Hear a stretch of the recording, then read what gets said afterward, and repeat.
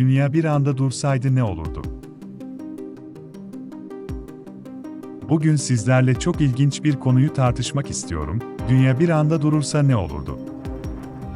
Belki bu düşünce sizi biraz şaşırtabilir ama hayal gücümüzü zorlayarak, dünyanın aniden durması durumunda ortaya çıkabilecek olası senaryoları düşünebiliriz.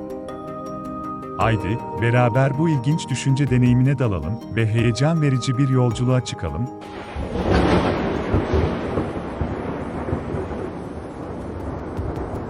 Dünyanın dönüşü, evrende yer alan birçok astronomik cismin hareketleri arasında oldukça önemli bir yer tutar. İlginç bir şekilde, dünyanın bu dönüşü, yaşamın devamını sağlayan bir dizi önemli faktörü etkiler. Dünya, kendi ekseni etrafında batıdan doğuya doğru döner.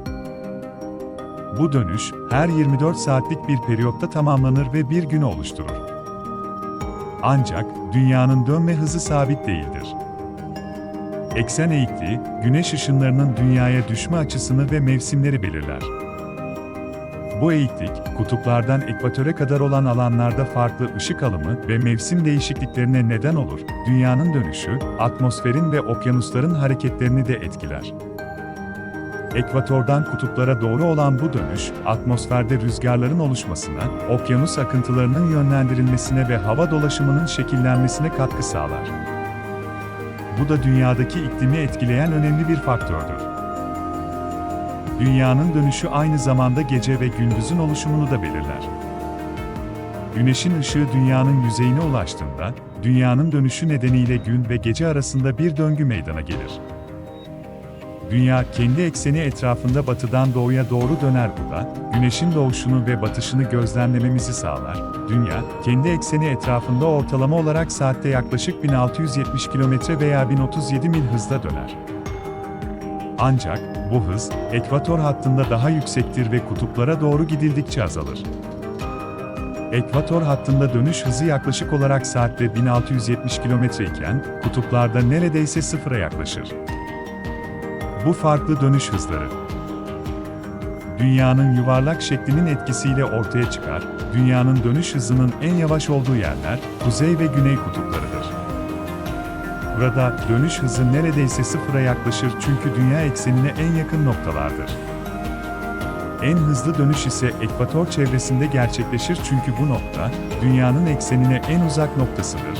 Dünyanın dönüş hızını hissetmememizin birkaç nedeni vardır. İlk olarak, dünya zaten dönme eylemini binlerce yıldır gerçekleştirdiği için, insan vücudu bu harekete alışmıştır ve onu hissetmez. Ayrıca, dünya dönüşü oldukça düzenli ve sabit bir hızda gerçekleşir, ani bir hız değişimi olmadığı için de hissedilmez. Son olarak, dünya üzerindeki nesneler ve atmosferde aynı hızla döndüğü için, göreceli olarak dönüş hissedilmez. Bu nedenlerle, günlük yaşamımızda dünyanın dönüşünü hissetmeyiz. Bunu daha iyi anlamamız için şöyle bir örnek vermek istiyorum. Dünya bir araba olsun. Ve uzay boşluğunda otoban ya da otoyol olarak kabul edelim. Bu araç saatte 100 kilometre dümdüz ve hiç ama hiç sarsıntı yapmayacak kadar düzgün bir yolda gittiğini varsayalım. Bu hızla giderken nasıl arabanın gittiğini hissetmiyorsak aynı şekilde dünya dönüyorken de hissetmeyiz. Olay tamamen bundan ibaret. Dünyanın aniden durması pek olası bir senaryo değil. Dünyanın dönüşü, kendi ekseni etrafında devamlı bir hareket halindedir ve bu hareket, dünyanın iç dinamiklerinden kaynaklanır. Dünyanın aniden durması için çok büyük bir enerji ve güç gereklidir ki bu da bilinen fizik yasalarına aykırıdır. Buna ek olarak, dünyanın ani bir şekilde durması durumunda ciddi sonuçlar oluşurdu. Örneğin, atmosfer ve okyanuslar, dünyanın dönüşüyle belirlenen devinimlerini sürdürmek isteyecekler ve bu da yıkıcı fırtınalar, tsunamiler ve diğer doğal felaketlere yol açabilir. Ancak, bilimsel açıdan daha gerçekçi bir senaryo olan küresel bir felaket veya çarpma olayı gibi büyük olaylar düşünülebilir. Örneğin, dünya dışından gelen bir büyük asteroidin çarpması veya Güneş sistemi içindeki diğer büyük bir gök cisminin etkisiyle dünyanın dönüşü etkilenebilir. Ancak, bu tür senaryolar da oldukça nadir ve uzak olasılıklardır. Sonuç olarak, dünyanın aniden durması pek mümkün olmayan ve ciddi sonuçlar doğurabilecek bir senaryodur. Ancak, dünya üzerindeki çeşitli olaylar ve etkiler, dünyanın dönüş hızını ve hareketini zaman zaman etkileyebilir. Ancak, dünya aniden durursa ne olurdu? İlk etapta, bu durumun etkileri oldukça korkutucu olurdu. Örneğin, denizlerin ve okyanusların yüzeyindeki suyun ani bir şekilde hareketsiz kalmasıyla tsunamiler ve sel felaketleri yaşanırdı. Ayrıca, atmosferin hareketi de durduğu için, rüzgarlar, fırtınalar ve hava akımları da dururdu. Bu da saate 1500 km hızla esen inanılmaz rüzgar düşünün tabi bu olaylar olurken hayatta olmuş olsaydık. Çünkü sadece tsunami ve fırtına olmayacaktı.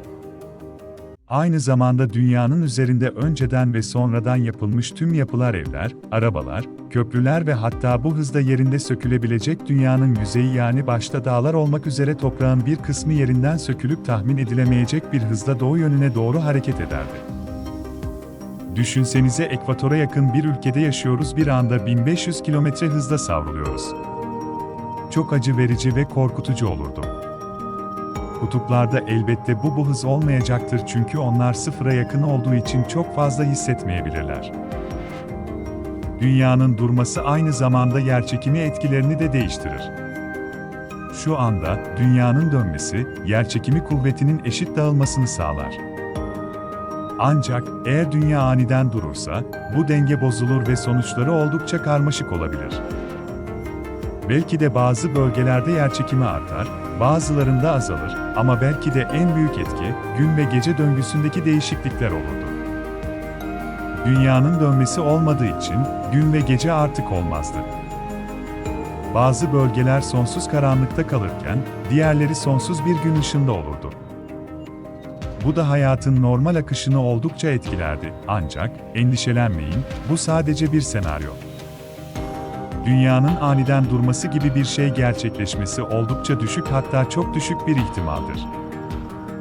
Ancak, böyle bir durumun olabilecek etkilerini düşünmek, gezegenimizin ne kadar hassas dengeleri olduğunu anlamamıza yardımcı oluyor. Sizlerle bu videoyu paylaşırken, düşüncelerinizi, yorumlarınızı ve önerilerinizi bekliyorum. Unutmayın, bu kanala abone olarak ve videoları paylaşarak, içeriği destekleyebilir ve daha fazla benzer içerikten haberdar olabilirsiniz. Şimdi, sizlerle bir sonraki videoya kadar hoşça vakit geçirmenizi diliyorum.